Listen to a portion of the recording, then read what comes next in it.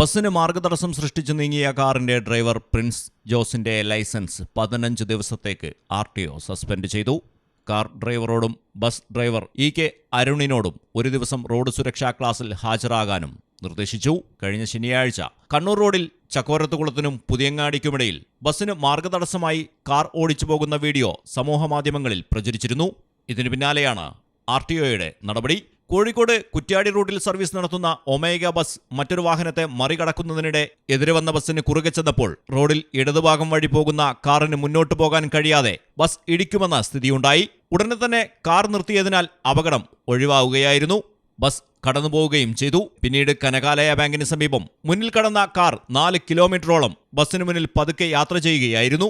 സംഭവവുമായി ബന്ധപ്പെട്ട് enforcement RTO B Shefeeq 2 ഡ്രൈവർമാരുടെയും മൊഴിയെടുത്ത ശേഷമാണ് നടപടി എടുത്തത്. Malayalam television, Kozhikode.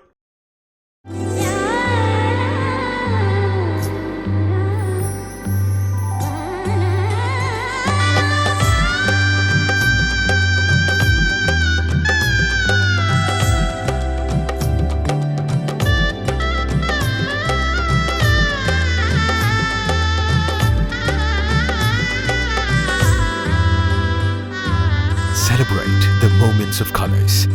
KMT Silks, Perindalmanda, Kottakkal.